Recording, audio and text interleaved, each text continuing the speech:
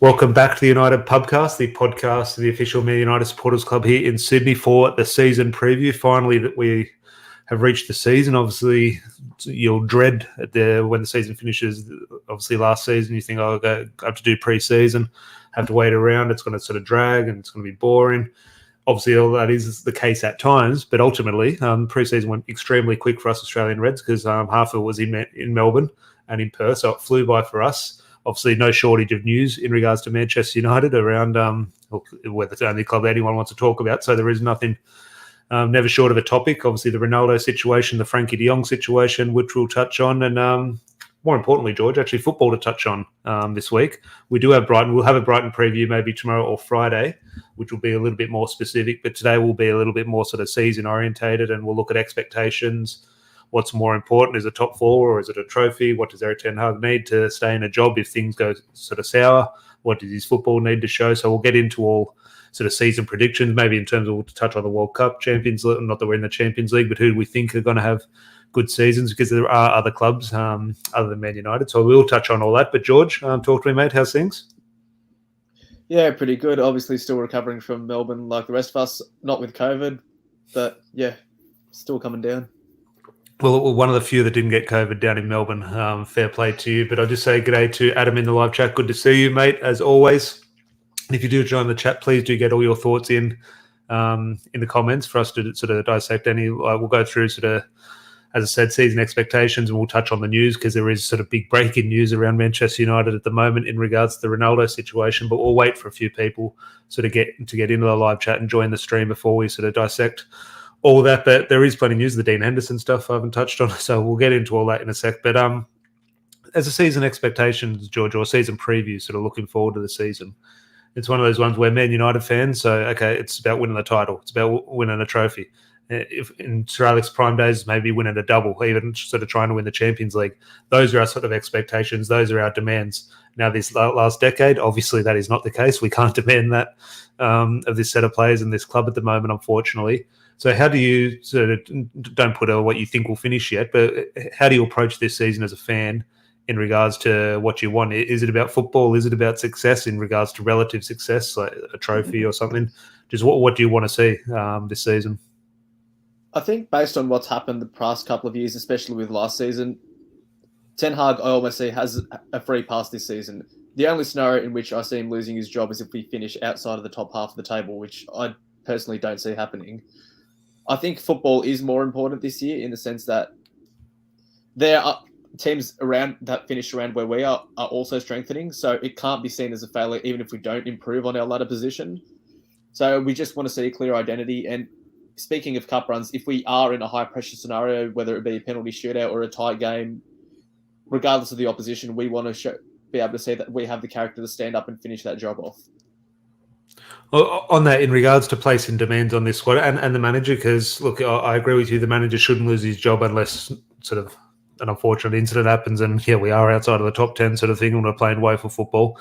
I think the manager should be shown patience no matter what happens this season.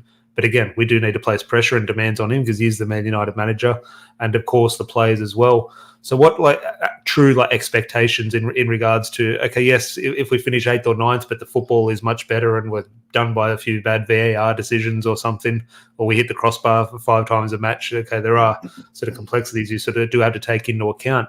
But in regards to a firm expectation in regards to success or place-ins on the league table, what are you thinking? I'm sure we can't be outside.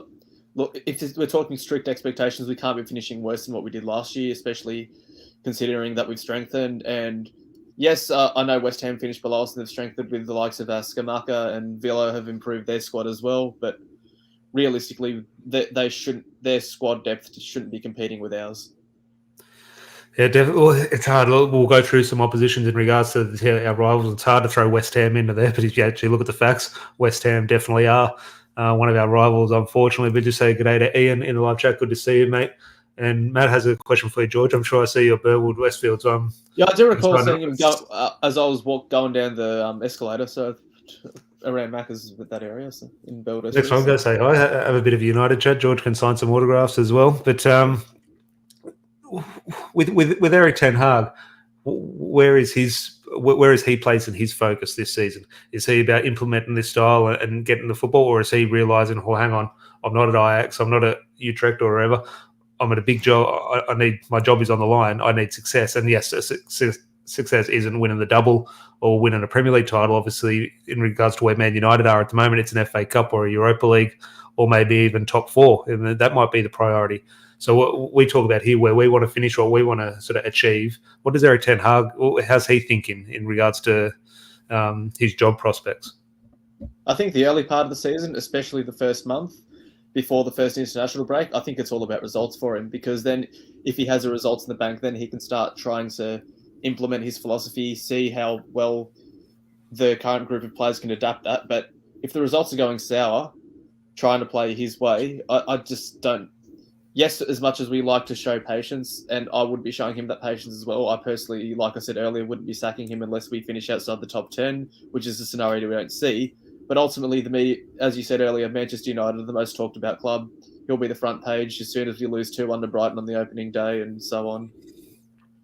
Yeah, well, we'll get into Brighton in regards to a Brighton preview in a little bit, or the next day. But Dion, good to see you, mate, as always. And Mike, good to see you. I've had a good chat with Mike in Melbourne pre-season. That was good outside the Players Hotel. But so do get your thoughts in the live chat in regards to your expectations. Or what do you want? Okay, we place demands in regards to what we expect of this team, but what do you want to see in regards to? Because for me, again, I'm old school. I'll take finishing 17th and a League Cup. For me, it is about trophies. I understand the importance of going out and sort of getting Champions League football and what that is able to provide. If you miss out on Champions League football, we'll get into the Frenkie de Jong stuff. This is a prime reason why you need Champions League football, because it very much looks like Chelsea have stepped in and they're going to get this deal done, in my opinion. We'll go into the specifics of that in a little bit. So I do understand and appreciate the benefits and the need for Champions League football. But I don't remember in 5 years' time remembering qualifying or finishing fourth on the final day. I remember Zlatan Ibrahimovic winning it, the League Cup final against Southampton. I remember those moments over Champions League football. So it will be interesting. But Matt here saying, if Ten Hag gets results, do you think the Glazers will spend money? The manager situation is interesting in regards to, we back a manager, then they get Champions League, then they stop spending money. Or when we're in the Europa League, you give them all the money to get back into the Champions League. But this first window is interesting because Erik Ten Hag has come in. You think, okay, Europa League, so this is a window where we spend all the money to get back into the Champions League. But if you look at it and compare him to previous managers in regards to Louis van Gaal's first season, Mourinho's first season, and even Solskjaer's first season, I don't think you can put it in the same category as in terms of those managers were backed far more. You look at the money and players Louis van Gaal brought in that first season. You look at it was almost the infamous window under Jose Mourinho and the big money spent there. And obviously, you just look at Solskjaer and Harry Maguire and Wan-Bissaka. He was definitely maybe not the players he wanted, but financially he was definitely backed. So here we are, George. I'm saying Erik Ten Hag hasn't been fully backed, not yet. Maybe we'll have a different debate in 2 or 3 weeks' time. But they're not backing him like they have previous managers in this situation in regards to we're in the Europa League, spend the money to get back in the Champions League. That simply hasn't happened this window. I think Dion brings up a decent point in the sense that the CEO was different at the time. Obviously, it was Ed Woodward in those previous windows. But the other thing I'd like to focus on as well, in terms of Richard Arnold's transfer negotiation tactics, is that he's noticed that in previous windows we have overspent for players who have ultimately not worked out, which has led us to not being able to sell them, and us gaining a reputation in the transfer window whereby a club could just hold out to the last minute and know that we'll stump up the full price. So maybe by not splashing that cash straight away, we are restoring our reasonable reputation in that transfer market and therefore not being ripped off. And the other thing we have to factor into account is we weren't necessarily chasing targets like we are this year with a player that obviously United isn't his first priority in Frenkie de Jong. In previous years, whether it be Lukaku or Pogba, for whatever reason, United was their first priority. Well, we'll touch on sort of the current news around Frenkie de Jong and Chelsea in a little bit, but a question for you, George, and a question for the people in the live chat. What would you prefer this season? Would you prefer Erik Ten Hag to come in and the football be brilliant and we're going forward, attacking football, winning games, and we're in, let's say, a so-called title race, maybe not sort of challenging up until the final day, but in that sort of second, third position on the table and sort of looking like a good season, and you're not even thinking about qualification for the Champions League, it's just a foregone conclusion, you know we're going to get top four? Or would you rather a season where you may be sitting in 6th, 7th and 8th for the whole season, bouncing around, maybe qualifying the top four, but you win the Europa League? ultimately, if you win the Europa League, you get into the Champions League. But that's something I'd only be targeting if we don't get that top four. Worse football. Well, would you rather win Europa League off worse football than play better football and still get the same result but no trophy?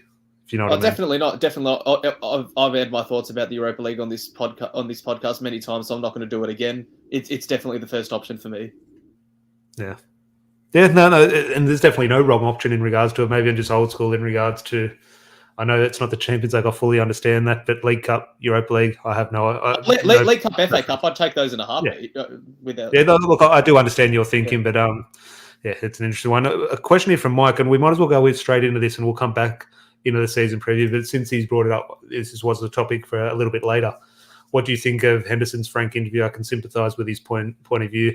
Sure, it's not the best idea to air out dirty laundry. Ronaldo doesn't set a good example with his behaviour. We'll get into the Ronaldo situation and Eric Ten Hag's thoughts. But George, did you see the Dean Henderson interview? I actually did catch that, yeah. Look, we've discussed the goalkeeper situation plenty of times as you've got the goalkeeper shirt on there. Plenty of sort of debate over the last couple of years in regards to David De Gea, Solskjaer and Dean Henderson and how that sort of trio sort of worked and what was promised, what wasn't promised. Form when both players were in, who was better for the attack, who was better for the defence, what did results look like. It was a never-ending debate, which I thought should have sort of just been nipped in the bud straight away, and one of them sold. Now, I thought it should have been Dean Henderson. Some people thought it should have been De Gea. I thought one person should have been sold. Otherwise, this was going to drag on and carry out, unfortunately, in the way that it has, with Dean Henderson getting in front of a microphone and sort of, whether you call it bad mouth in the club, but going in on the club and sort of everyone involved. I think that is the result of not dealing with it back in Solskjaer's first season. Whether that be Solskjaer, whether that be the club, I'm not sure. But that is why I wanted that decision to be made now, which is, again, why I want the Ronaldo decision to be made now, so it doesn't become an issue in 6 weeks, in 6 months' time. But just on that, in regards to he was scathing, he said, okay, the club promised me the number one spot. I got COVID. David De Gea had the spot and they didn't give it back to me. I wanted to leave. They didn't let me. He went full in on the club. But now I can understand his frustrations. For me, though, George, he comes across very arrogant and maybe all professional footballers need that touch of arrogance and touch of confidence and sort of belief in their ability. With Dean Henderson, though, like I can understand a Ronaldo or a Messi or Ibrahimovic with them having that confidence. With Dean Henderson, yes, he's a good goalkeeper. He's played at Sheffield United. He's played on the bench at Manchester United. Now he's at Nottingham Forest, who are going to be in a relegation battle. I like the confidence, but in my opinion, it's a little bit misplaced, and I think it came across in his interview. I don't think it was a good look. Now, you could argue Ronaldo has the same feelings at the moment, but it's not airing them on a microphone. Dean Henderson has just been honest, and you sort of do have to respect that. In my opinion, though, I don't think he came across well. I understand why it didn't come across well, but ultimately, especially for a very isolated position as a goalkeeper, you do need that arrogance. You do need that confidence. Even if he comes across as being a dickhead, I can always as a goalkeeper myself, I can always sympathise with him. Yeah, okay, yes, there is no such thing as a promise in football, even if he was promised that number one jersey, which I do believe he would have started against Leeds the first game of the season had he not had COVID. But ultimately, even if you are promised, if De Gea came in, took his chance and keeps that spot, there's no such thing as a promise in football. But what I do think should have happened, though, is if he wants to leave and the club are holding back a future England number one goalkeeper who is actually a very disposable and sellable asset, we probably should have cashed in and sold him, because ultimately his transfer value is depreciated now by him not playing, and ultimately by him not playing, he's pretty much lost his place in the England squad now. Yeah, look, it's a debate that, look, he's still a Man United player, so he's going to come back. Apparently, in the deal, it looks like, I think Ornstein and Fabrizio Romano are saying there's no option to buy, so in 12 months' time, he's going to come back and be a Manchester United player, and he's going to have to face up to Eric Ten Hag and sort of share his honest feelings face-to-face, and we'll be doing the same debate then. We'll be having the same argument, and again, I've put that down to that first season under Ole Gunnar Solskjaer. I thought it should have been dealt with then. But we'll just quickly go back on a bit of the season predictions and previews before we touch on the news in regards to Frenkie de Jong and Cristiano Ronaldo. There are other teams in this league, George, unfortunately. Obviously, Man United, the only one who sort of do generate any interest, both amongst Man United fans and other fans by the looks of it. But in regards to other teams looking forward, feel free to put Man United in a title race if you want, George. Now, obviously, we'll try and keep this realistic. Chelsea or Liverpool? Liverpool or City? Who's winning the league? Or can you throw a spanner in there? The reason why I'm always going to say City over Liverpool is, okay, in a one-off game, I'm backing Liverpool to beat City, but the way that City play football is just so overwhelming that I'm sure I've said this on this podcast before. Pep actually only has a 35% win record against teams in the top 6 over his time at City. But the reason why he continuously wins the league is that he takes almost full points out of teams outside the top 6 because his brand of football is just so overwhelming that they can't deal with it. So do you think at City? Do you think they're at City? Which I agree, and I think that's what Man United did so good in the 90s in regards to, yes, you can lose big games against Chelsea or Arsenal back then, or Newcastle at times, sort of thing. That can happen. But if you go and smash everyone else throughout the rest of the season, the other 85% of games, that's where you're going to get your points, and that is very much what Manchester City do. My question about City, though, and is why my tip, unfortunately, I hate myself, my tip for the league is Liverpool this year. Do you think there's just maybe a bit of too big of an overhaul at City happening? Like they're losing some experienced players and they're replacing, and obviously replacing with quality. Of course, there's quality coming in, but you never know how a transfer is going to sort of pan out, especially when there's a few of them. I'm just thinking, I think Liverpool look a little bit more settled. Now, I know there's been a big sort of change up front with Darwin Núñez and sort of Sadio Mane, and how that sort of dynamic will change. But I just think at City, I just think there's a few big changes, especially if Bernardo Silva leaves for Barcelona. I think that potentially leaves them in a little bit of a hole. But for me, I still don't see how that affects them against the bottom place team. For me, it's the style of football that's won them the league so often. Ultimately, there are 84 points available against teams outside the top 6. And while they might only get 10 out of those 30 available against the top 6, I just think they just cash in elsewhere. I know that could definitely happen, but you look at let's say, and for me, just that overhaul, I feel that overhaul, that's going to affect them in the Champions League. That's going to affect them in the FA Cup. That's going to affect them in the League Cup when they're in a tight game and they need that general cohesion to work in the big moments. And that's more often than not only going to happen in those when they're pushed to their limits, which will be in a cup game or against those big 6 opposition. I just don't see it happening that often against teams outside the top 6. Yeah, no, look, it's one of those ones where, say, fingers crossed I'm wrong, because I want City to win the league over Liverpool, because as Vin says here, the world's ending, watching Tom put Liverpool as the league winners. But I definitely don't want to. And look, I'd love City to win the league as bad as that is. You've asked for a spanner in the works. My spanner in the works is Spurs. I do think, and I'm not saying a Spurs or I think they're now the top 4. But even as United, I think you can throw United in that discussion, not as a surprise package for the title, but in that Tottenham and Arsenal category of my next topic here is the World Cup. In regards to it, something weird will happen this season. City might get 120 points or whatever the maximum is, or they might drop out of 4. I think something weird with one of the big teams is going to happen, and that might be Arsenal or ourselves maybe having a fantastic season. Who knows? But I just think the World Cup just throws something. We don't know how teams and players are going to react. We don't know how managers are going to react around that time. We don't know how it's going to impact the January transfer window.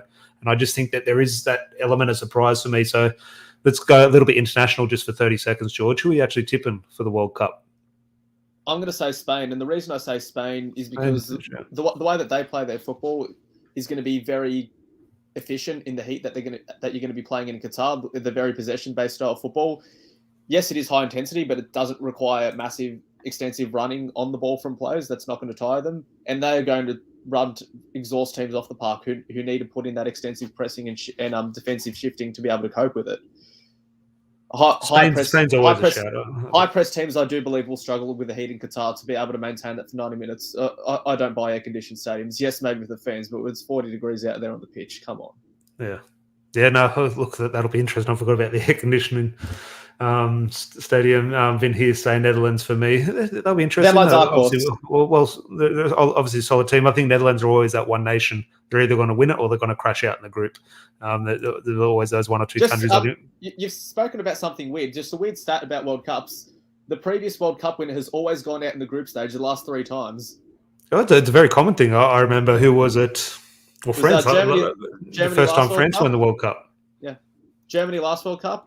Spain the World Cup before that. Italy the World Cup before that. Yeah, but I remember, Dion, he's saying France, and you do have to look at France in terms of, we'll be interested to see if Paul Pogba's there. Not quite sure his injury status, but I remember France in 98 won it. 2002 lost to Senegal and got knocked out of the group stage. They're the epitome of go hard or go home. Yeah, so it will be interesting. I would like Weirdly, Portugal. I just love that. I love the element of that World Cup sort of missing from the Messi and Ronaldo debate. I just think now, if Ronaldo leaves for Chelsea in a couple of weeks' time, I'll be all aboard Argentina and Lionel Messi winning the World Cup to get that debate over and sort in favour of Lionel Messi. But at the moment, as Ronaldo is a United player, and obviously Bruno and Diego Dalot as well, and who knows, maybe Ruben Neves, I'd just like to see Portugal. I just think that throws a fantastic sort of element in that sort of Messi and Ronaldo debate. Now, maybe it's bad for the debate. Maybe you sort of do want that sort of continue to miss in the argument so that we can continue to debate who's better, Ronaldo or Messi. I think if one of them was to win a World Cup, it puts an end to the debate. I think it's no longer an argument sort of thing. So maybe it's probably a good thing if they do miss out. Spain is a shout for me. At the moment, yes. I'll go Spain with you as well. I just think in terms of the way they move the ball, I know a lot of people do think it's boring. I think it's absolutely pretty intense to watch and pretty high on quality. But is there anything else in regards to season predictions or previews, or in regards to what you think is going to happen, whether it be Man United or not, for this season before we move on with the news? Yeah, I think the weird thing that does happen in the Premier League, it's either Arsenal or Spurs are in the title race, because yes, there is a World Cup, but I don't see many of their players actually getting picked for their teams, so there's not going to be too many of them that are affected. Or the other weird thing is Liverpool drop out of the four. If there's any of the, I'll take that one, George. I definitely will take that one. If there's any of Chelsea, City, or Liverpool that do have a shit season, like really shit season, where they drop out of the four, I think it's Liverpool. And the reason why I'm not saying Chelsea, even though they have had the massive overhaul there, and I do think they will continue to make signings, and I do think Tuchel's a good manager to be able to sort them out. Well, if you do think Man United are in for a good season, please do leave a like on the video. That would definitely cheer us up on the eve of the season. Now, obviously, we've mentioned Frenkie de Jong, Cristiano Ronaldo, which we'll get into in a little bit, but just one bit of news which has kind of gone under the radar, but I think it highlights so many problems, and the club is so happy for Frenkie de Jong news to come out or Cristiano Ronaldo news to come out, because we're sort of going to gloss over this. And it's Alex Telles to Sevilla. And it's not Telles going to Sevilla per se. It's people want him to go or want him to stay. It's a non-debate. Do people value him over Shaw? That's up for interpretation. My issue is it's another loan, and it's because they can't sell players. Like, I know we've sold Andreas Pereira, and we're going to sell one or two players, but the reason you can't sell Alex Telles, which, okay, you've brought him last year, you have Luke Shaw, who's potentially going to sign a new contract. I'm just thinking, okay, Telles is surplus to requirements, but no matter your opinion, should he be playing or shouldn't he? In the club's eyes, he's no longer an option. You don't loan him out, because you're not going to be bringing him back when Malacia is there. So I just think this is the time. Okay, you have to sell Alex Telles, but Man United can't do that because apparently he's on close to 100k a week. And I'm just thinking Sevilla aren't going to pay that, obviously. So instead of buying him, they loan him. And I'm just thinking United put themselves in this hole so many times. And I just think this is glossed over, because I think I personally would have kept Telles over Shaw, but obviously Ten Hag has chosen Shaw. Fair play. Okay, move Alex Telles out the door. But you can't move him out the door because of so many bad decisions previously. And here we're going to shoot ourselves in the foot with Alessandro Martinez. And I'm not saying he's going to be a poor signing, but let's say him or Ruben Neves comes in. We're going to put them on 250k a week. And in 2 years' time, when they're apparently not good enough, we're going to try and sell them. We can't sell them. So I'm just thinking this comes back to what Ralph Rangnick was talking about when he first came in, saying you have to get players on their first or second contract. What was Phil Foden? Phil Foden just he's going to earn 7 times more than he previously did, because he was still, for the last couple of years, getting paid 10 grand a week sort of thing. And I'm just thinking that is sort of so long gone at Man United, unfortunately. So just am I talking nonsense there, or do you believe I have a point in regards to the inability to let players go? I think that's definitely true. And you can almost tie Dean Henderson into this. I'm sure if Ten Hag could have, or Solskjaer could have back when he first had him, he would have sold him. But ultimately, even Henderson is on a contract where he's on 115 grand a week. What just newly promoted team is going to be able to match those wages with a transfer fee that United would command for that? And if you want to tie that with Tellers, Sevilla are going to be paying a left back 120 grand a week? Probably not. And I think Richard Arnold even hinted towards that when he had his infamous pub meeting, that bad decisions had been made under the previous regime, and ultimately that's what one of them is. So when we're talking about, just tied into an early discussion that we've had today, whether the manager's been truly back this window, I think when we're considering that, we're also trying to learn from our past mistakes, where we're not overpaying players and putting ourselves in a situation where we can't sell them. It'll be interesting. You mentioned Richard Arnold in the pub there. It'll be interesting. Obviously, there are protests planned by the 1958 group ahead of the match against Brighton. It'll be fascinating to see Richard Arnold sort of tries to intercept them on Sir Matt Busby Way for a bit of a drink. Obviously, that will come out in the wash. But Tom here, good to see you, mate. Hello from France. I predict we'll finish 5th or 6th in a battle with Arsenal, who looked really impressive in pre-season as well. Look, as much nonsense and sort of banter we throw Arsenal's way, you do have to give them credit. Speaking of Arsenal banter, Arsenal or Nothing's coming out on Thursday. So I've seen one or two of the. I saw that snippet of Arteta playing "You'll Never Walk Alone" at the training ground. Managers sometimes, and I think this happens in all fields, but especially football, try and complicate things and try and do things that's not them. But they try and think, okay, this will look good. This will look like I know what I'm doing. I'm saying there is absolutely no need to do that. Now, logically, you think, okay, it might have some benefits, obviously. No, not playing "You'll Never Walk Alone" over speakers at the training ground. It's nothing. And at Dion, you've got the answer. They need to change the title of that show. Like it's a great show no matter what happens, even if you know what happens. But you can't have a question when you know it's nothing or nothing. It definitely wasn't all. But look, I'll leave it to you, George. What do you want to discuss first? You can flip a coin or whatever comes to your mind first. Frenkie de Jong or Ronaldo? You call. I think while we're talking about spending too much on players, transfer fees and wages, let's go for de Jong.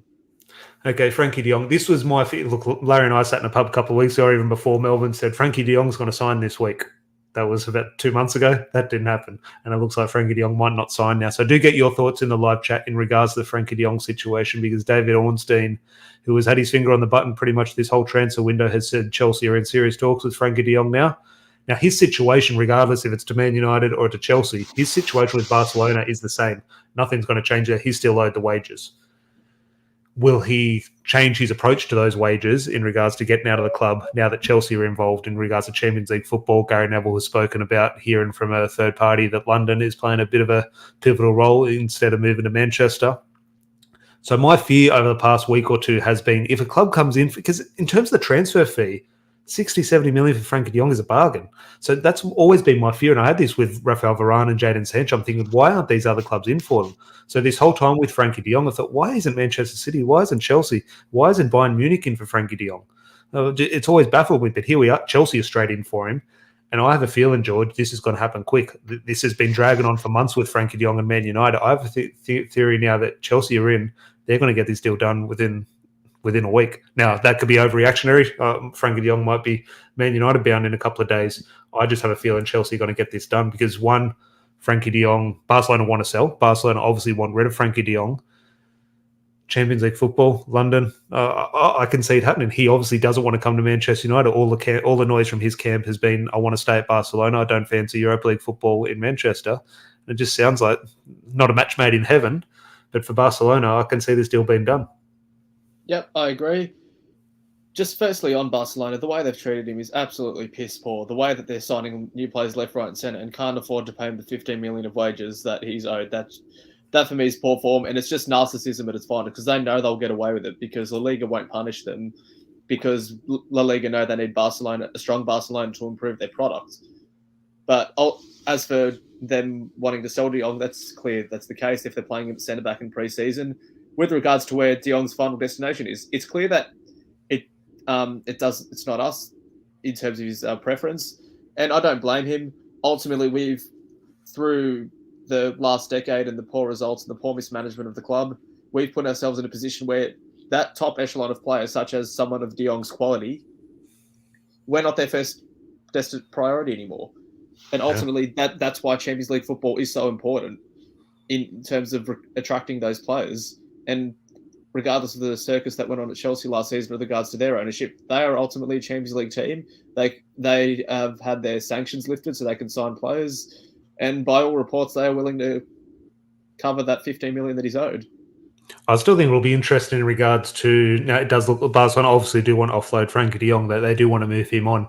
I think different situation, but like Ronaldo, I think there's a situation where he stays at Barcelona. I think football-wise, he definitely does want to, because you look at the team Barcelona are assembling now, they're probably going to have a good season. So I think Frenkie de Jong, football-wise, is probably right to stay in Barcelona. Now, how they're treating him financially, that's obviously a different debate.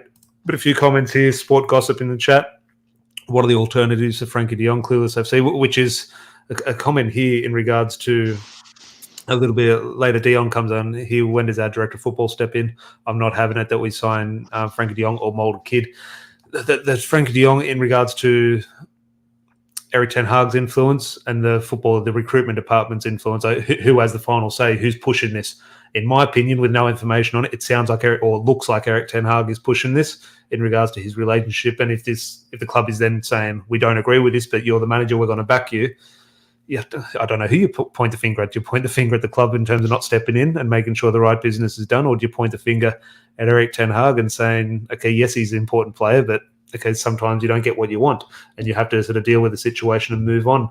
So it's I don't know who to point the finger at if this deal does fall through. Unfortunately, it does look like it is going to fall through. But Vin here saying, I'm glad this is going away from us, top player, but I wouldn't want a player with baggage. Look, baggage is sort of welcome at Manchester United. It seems we don't sign player without baggage.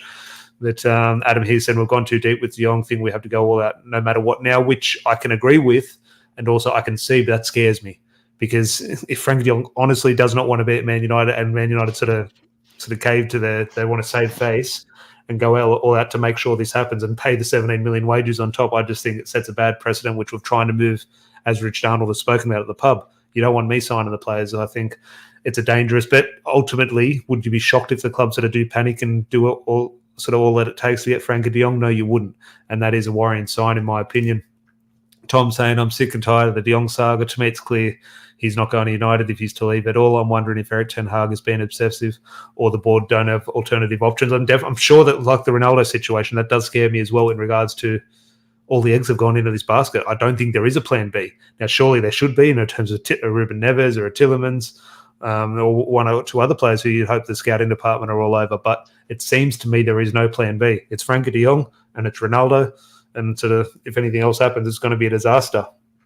But Dion here saying no manager in history has gotten all these top targets. Yeah, well, that's the thing. I don't want to point the finger at Erik Ten Hag, but if you do look at it, you think, well, move on, mate. Okay, this is an Ajax where you can sort of cherry pick the best players from Holland. We're sixth in the English Premier League. There's far more attractive clubs than us at the moment. I know we have a fancy name on the front of our door, but it's not what it once says. So it will be interesting what happens there. But the name that sort of comes into that discussion a little bit is Cristiano Ronaldo. And this was big news about 5 minutes before he went on air, George. Now, when I first saw it, I thought, no, I don't know if that's quite sort of come from a reliable source. And it didn't look like it on Twitter. You can sort of have a feel on Twitter if it's reliable or not. I didn't look at it. Then I found the video of it. This video. It was in a different language. It was in Dutch. So obviously I don't have a clue what he is saying. However, if you read the translation, I will get the translation up here as we go.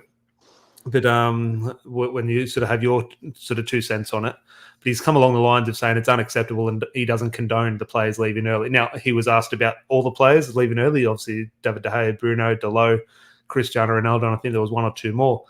Now, he's mentioned everyone. He didn't mention Ronaldo specifically. I don't think the interviewer asked about Ronaldo specifically either. It's about Ronaldo, obviously. So I'm just thinking, when you didn't see the interview before we went on air, I was just telling you about it there. So just your first thoughts on Erik Ten Hag. It looked like a Man United interview. It looked like in the Old Trafford sort of media room sort of thing. And he just came out and said, I don't condone the players leaving early. It's unacceptable that all the players, and again, all the players should stay till the end. First of all, I like it. I don't like how it's thrown a spanner in the works in terms of Man United came out 24 hours earlier saying that all the players had permission to leave. Now the managers come out and said, no, they didn't have permission to leave. So I like the balls from Erik Ten Hag. I like him taking a stance, putting his foot down and showing what we all sort of want to see, that no one's bigger than the club. But ultimately, I don't know how. Again, I like it. I don't like the circus that it's caused. And that's not off Erik Ten Hag's doing, but just your thoughts on the quotes. It's almost a microcosm of what is wrong with United in terms of communication from top to bottom. Whether let's put this back into the De Jong scenario. What's the communication from our director of football and CEO to our manager with regards to which players we pursue? What's our plan A? What's our plan B? Because there clearly doesn't seem to be any communication about that. Even with something as small, whether it's big or small, that's your own opinion. But players staying for the duration of the game, whether they have other commitments on or not. Just small little lapses of communication where we can't even convey that picture crystal clear into the media without contradicting opinions. What do you make of it in regards to first of all, just the honesty. I like the honesty from Eric Ten Hag. But what's Eric Ten Hag trying to achieve here? Is he just putting his foot down as, okay, I'm the boss? And that's what he's trying to achieve here? Is he trying to put pressure on Cristiano Ronaldo to force him out of the club? Is he just what do you think is the reasoning behind doing this? Because he could have easily swerved it and said no comment, or no, they did have permission. He could have easily got away from this, and he's chosen not to, which again, I like that he's chosen not to. But I just think, I don't know what's going through his mind, because it doesn't make his job easier. Unless the ultimate job in Eric Ten Hag's mind, which I don't agree with, is to sell Ronaldo, and it gets rid of the Ronaldo situation, the Ronaldo so-called problem, well, then he'll achieve what he wants. Ultimately, I don't think that's the case. So while I like it, I don't know what he's trying to achieve. I think as well as I don't think he wants to appear as though he's being intimidated by a media question. As a new manager in a new country, I can understand why he's of that opinion, but it's just that he will learn very quickly that every media outlet will latch onto every little bit of imperfection that you convey, especially something like that with regards to the most marketable player in the world. Well, in the live chat, I'll ask you, George, but I'll ask the people in the live chat as well. We've talked about Eric Ten Hag and what he wants to sort of portray in this message. How does Ronaldo view this? So, George, I'll ask you and get everyone's thoughts in the live chat. George? Do you think he's even heard this? Oh, I'm sure he'll be made aware when he rocks up to training this morning of Eric Ten Hag's words. How does Ronaldo treat this? Now, if you look at, and again, it's about all the players. Obviously, it is about Ronaldo, but Eric Ten Hag, I think, will treat everyone, and he'll have a word to Bruno, he'll have a word to Delo, etc., and all those players. But in regards to the Ronaldo and this unacceptable line, I mean, you see it in the banner below. I don't condone this behaviour, and it's unacceptable. Sir Alex Ferguson dealt with unacceptable behaviour every single week at Man United. He publicly said, yeah, this is unacceptable, and he dealt with these problems. So Eric Ten Hag saying it's unacceptable by Ronaldo, in my opinion, is not saying, get rid of him, get out of my club. He has no future at Man United. I just think he's been specific to this one incident, saying, this, you can't do this. Now, Sir Alex Ferguson, as I said, did that weekly at Manchester United, and sometimes aired it publicly as well. So I don't think it's the end of the road or anything, but in terms of the way it'll be used as headlines, you can understand that it almost could be sort of the final dagger sort of thing. So on Cristiano Ronaldo, how does he treat this? Does he go, okay, the manager's got a fair point. Okay, fair enough. I shouldn't have done that. Or do you think he's going, hang on, why is he talking about me? Who does he think he is? How do you think the forward sort of sees this situation? I think it's somewhere in the middle. I do think he'll understand that he has a fair point, but then I don't think he'll feel as though it was personally addressed to him, as he wasn't the only one in that scenario. So, was he and look, I agree, but in regards to the players that we do know of, the other players who were in the box, they weren't in the matchday squad. Ronaldo was a player who was actually in the squad. So, yes, other players did leave, but does that change things to you? If a player sort of isn't in the matchday squad, are they in a different situation to it? I probably think they are. I think they could watch the match at home on TV. A lot of players who are injured don't go to the game, sort of thing. So I think it is different for a player who was physically in the matchday squad. But just your thoughts on that. Is there a difference in regards to how Eric Ten Hag is addressing everyone? In terms of on-field commitment, obviously there's a difference. There's the players that are on the matchday squad won't be playing. But in terms of in pre-season, I think pre-season's an interesting. It's not. But in terms of being at the ground and fulfilling all your commitments that the club expects you to, I don't think there is too much difference, to be honest. Yeah. Look, Eric Ten Hag and Ronaldo know the full story, or who knows, maybe the communication isn't great between them. But Justin here saying, personally, I don't think there is any respect from Ronaldo towards Eric Ten Hag. I can see that. Personally, I don't agree with that. And look, I don't know. I have no sort of evidence that suggests that he does have a great respect or doesn't have respect for him. I don't know. I think he's a football player who sort of respects football managers and sort of his superiors sort of thing. Now, obviously, the perception that comes with Ronaldo in terms of the not behaviour, but the body language on the sideline, that obviously does sort of throw weight and sort of reasons for argument sort of thing. So, look, I don't agree, but I can understand. I disagree that he completely disrespects him. Ultimately, Ronaldo was part of a very good Juventus team that lost to Ten Hag's Ajax on aggregate 3-2 in the Champions League in that run in 2019. Oh, yeah, I think it would be one, let's say there is an issue between the two. I wouldn't say it's a disrespect. I think it would be, okay, he's a good football manager. I respect his footballing knowledge and opinions. However, I don't want to work for him because I want to play somewhere else. So I think there's maybe a little bit of tension there, not so much a disrespect. But, okay, my opinion changes every day, George. What happens with Ronaldo now? Because, again, I look back at it and I just look at the other clubs and the options. I know he's trying to get out. I know he's forcing the move through. I just think he stays. It's honestly, even if he does start the season with us, you got to remember last year he did play the first 2 games for Juventus before he joined us. So even if he does play against Brighton and Brentford, I don't think that's any indication of whether he stays or goes. Yeah. I just think is there a club who is a strong contender for the Champions League that is in need of a striker? Obviously, Bayern Munich is the club that comes to mind with that, but they've publicly said they don't want him. Look, the only other place you could see him going is that could match his wages is probably Juventus or AC Milan. He's not going back to where he's been. The football, I don't understand how Bayern isn't an option. I understand Bayern do things differently. I understand they've come out and publicly said they don't. I understand they work like that. I respect that. Fair play to them.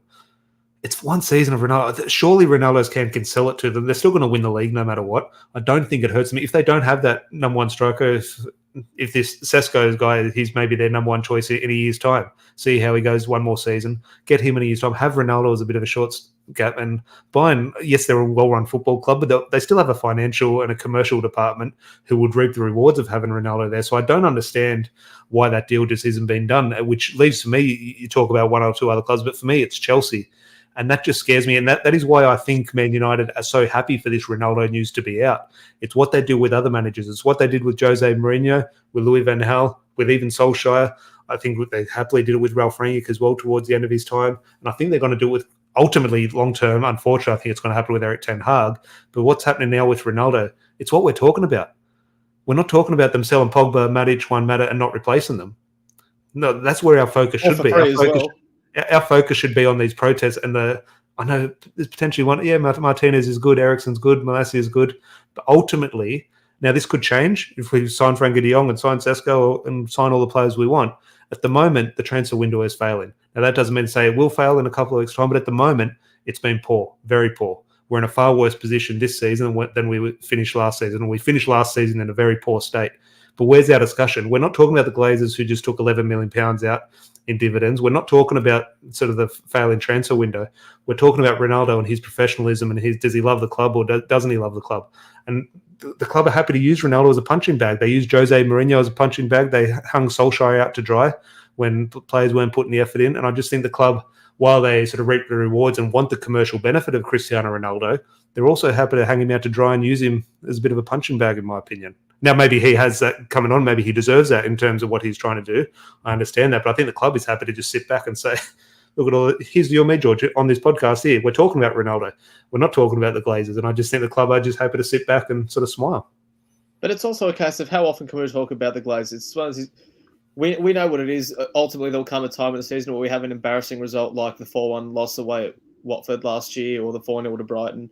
And we'll talk about how the Glazers have ruined the club. But ultimately, it's a discussion that doesn't change from 2006 to now. And maybe it gets highlighted even more after 2013 where Fergie leaves and the whole structure of the club falls apart.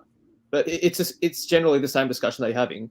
When it's a new player or a new manager, when that becomes a punching bag, the discussion slightly changes. So that's why it becomes a bit more engaging and interesting, rightly or wrongly. With regards to Ronaldo, I don't think he minds this either, because if he really does want to leave, which it appears, it helps Ronaldo. This isn't bad news for him. Yeah, no. As I said, I think both parties kind of sort of like this for different reasons. But unfortunately, as I said, I wanted this done 2 weeks ago in terms of a solution. There was no solution done.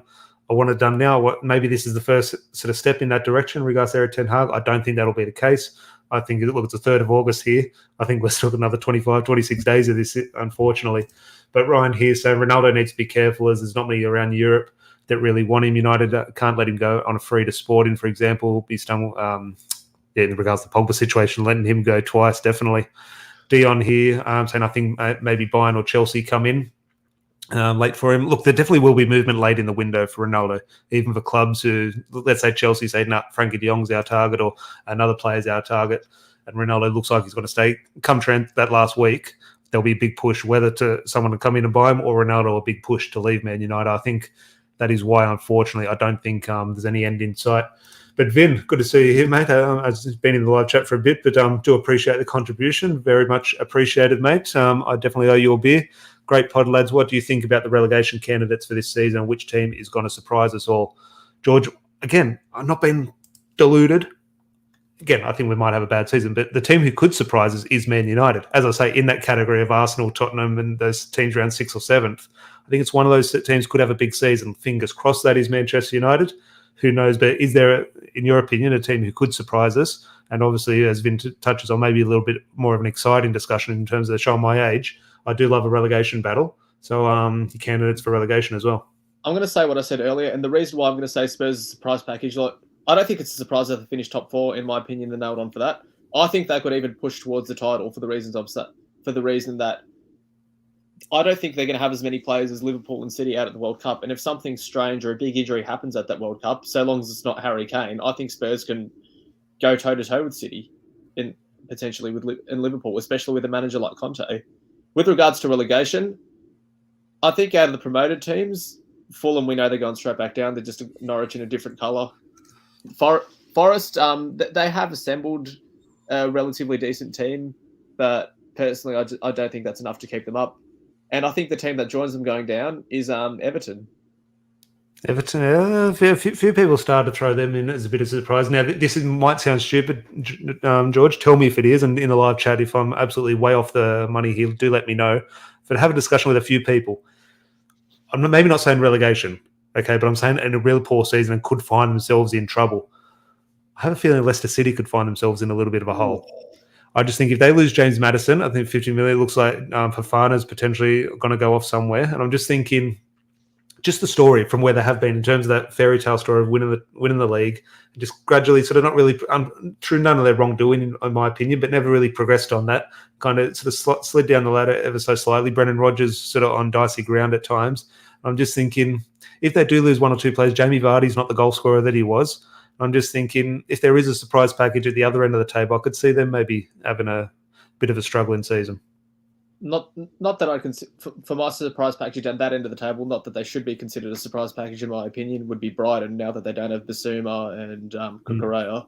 But with regards to Leicester, look, do I see them go? I don't see them finishing any lower than 14th. Ultimately, they still do have quality players in their team, regardless of whether Vardy's the goal scorer there was or not. I do think Patson Daka has will adapt to that one season in the Premier League. And if shit hits the fan, Rodgers gets sacked, Postecoglou comes in and saves the ship. Well, you always feel about Postecoglou. And I think that's the type of club. I think his next move will be to the Premier League. Unfortunately, it might not be into the great environment. It might come into a struggling club, unfortunately. But fair play to him. He has done fantastic at Celtic. But a few comments to wrap up. Tom here saying, to be fair, what can the club say about Ronaldo to quieten the situation? They are in a tough spot, the club, in regards to how they do deal with it. So I don't sympathise with the club, but you can understand the challenges. I agree they would be happy to use Ronaldo as a punching bag, but this is Ronaldo's doing ultimate. And yes, Ronaldo definitely has, also to blame in this as well, no doubt. No hiding from that as well. Down here saying, don't discount United going for Werner either. Look, you laugh, George. I like it. I know, but he's a great footballer that just can't score. That's the thing. He can't score. He can't score to save his life. As a footballer, he's a great footballer. He's always on the verge. I take him over Rashford. I'm not even joking about that. I take him over Rashford in the heartbeat. Well, you look at it in terms of who was playing Anthony. Yeah, but in regards to, do you see Werner as a wide player or a striker? I see him as more of an inverted forward if you're playing a 3-4-3, which is why he suited Chelsea so well, apart from not scoring. It does look like he's going back to Leipzig, though. So but keep an eye out. I think that is a name that if he doesn't get his move and United panic on deadline day, who knows? Wesley here saying Ronaldo has to leave. No one is bigger than the club. As Ryan put up earlier, Fulham, Bournemouth, and Southampton. Southampton are a shout. That wouldn't shock me. Well, it would shock me. But Hood always has a way of getting them out of trouble, though. Yeah. It's so annoying. I just think there's those clubs, whether it be a Southampton, whether it be a Leicester, I just think... They're the only team that would lose 9-0 and not sack their manager, and it's happened twice. But I just think they're a little bit stale, and maybe that's enough to sort of keep Premier League football. Maybe they don't need anything special. But I just think those clubs just need just a bit of a boost, and I don't think they have that at the moment. I just think there's at least 5 teams that are worse than they are. Potentially, yeah.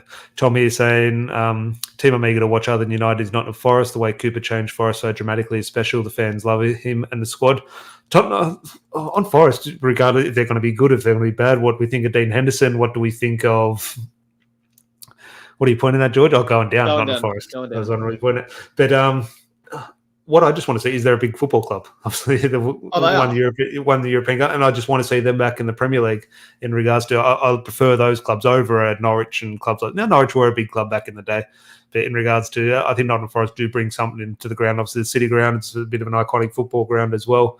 I just think you'd rather see those clubs rather than like the clubs. I remember when Wigan used to bounce up and down the Premier League. Like Wigan, it's a rugby league town, and it's not football sort of thing. So that's what I'm happy to see in regards to Nottingham Forest return. Justin, fingers crossed, I hope. What do you think on Leeds, George? Justin's saying that Leeds will go down. I think Jesse Marsh is a very good manager with a pretty depleted squad. He showed how he could stabilise the ship and take them 2 or 3 places up the ladder. So for that reason, I don't see them going down. But yeah, for me, I just don't see how Everton's improved from last year. And they were in a dogfight the whole time. And Jordan Pickford can finally play at the level he deserves, which is in the Championship. Just had to get that in there. On that with Everton, just to wrap up a bit of a feel-good story. I don't know if you saw it, George, but did you see? Yes, the guy substituted on. So one of those ones, look, I didn't sit there crying, but it was one of those ones you almost felt like the tears almost forming. If anyone hasn't seen it, go on to Everton's social media or just type in Everton fan penalty sort of thing on the YouTube or Twitter. A guy, I don't know exactly what he did. Excuse my naivety around the subject. He delivered supplies into Russia or into Ukraine. Into Ukraine for those who had their houses destroyed. So it sort of put his life on the line and sort of went into some dangerous territories throughout the conflict over there. And he came on down the tunnel, took his kit off. Lampard helped him with the jumper, put the Everton shirt on, got subbed on, and took a penalty at, I think it's the Gladys Street end, I think, at away at Everton on the right-hand side, and slotted the keeper let it roll in, but technically slotted a penalty home and went and celebrated in front of the fans, and all the players came over and sort of celebrated with him. And it was just one of those things. I think every football fan, whether you're a Man United fan, an Everton fan, or a Leyton Orient fan, whoever, or an A-League fan with Sydney FC, I think it's something every football fan has dreamt of. I still dream of that every day, winning the lottery and having that chance to do that at Old Trafford. And I think regardless of, not that we have a huge rivalry with Everton, but no matter the club, I just think there was something good to see, because we don't often sort of see good things in football. There's a lot of things that sort of make us complain and moan and anger us. But that's something I think all football fans can just sit back and that was good. Yeah, 100%. And I guess the only other memory in my lifetime that I can think of that was similar to maybe the Bradley Lowry scenario at Sunderland. There's sometimes you do see good stuff, yeah. But yeah, otherwise I don't see too much of that, unfortunately. Yeah, you definitely do hope we see more of it. And look, you don't want to see people put in bad circumstances to sort of give them that opportunity, but it is something good. He definitely does deserve a bit of a smile on his face and a moment that he will never forget. But it just pretty much goes close to wrapping tonight's podcast up. So please do leave a like on the video.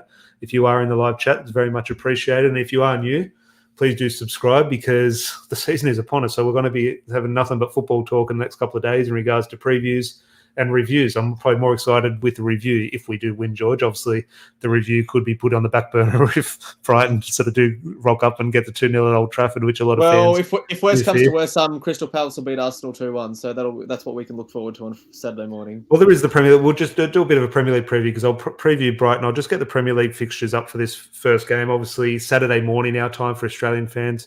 It's a Friday night kickoff in the UK. How does this sound?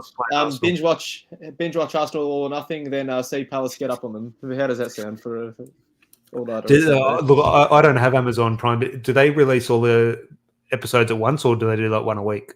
It's going to be 2 a week, and then the last 4 come out of the 4th week.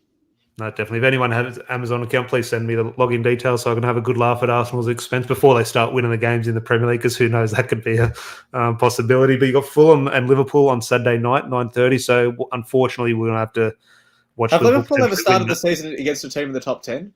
I'm surprised they're not playing Norwich, to be fair. They're playing the black and white Norwich. The same thing. But I'll just go through any other big games. You've got Leeds, Wolves, Newcastle, Forest in terms of Premier League sort of iconic uniforms. And Newcastle, you've kind of put them in a big club category now, obviously. Now, no, I don't know who they've sort of bought this window. I think they could push 7th. They're one of those clubs, and I think if they get James Maddison now, I'm not saying he's the answer to sort of propel them up the table, but I think it's a good, solid sign-in. I think Kieran Trippier backs a big in for them as well. Bruno Guimaraes the whole season. I think they're 2 big signings as well. Yeah, no, Newcastle will be fascinating to watch. You've got Tottenham, Southampton. Here's my smoky for the first one. If you want to get a little bit of an upset, I have a feeling you've just hit them for relegation, George. But I do think Everton could surprise Chelsea on the first day.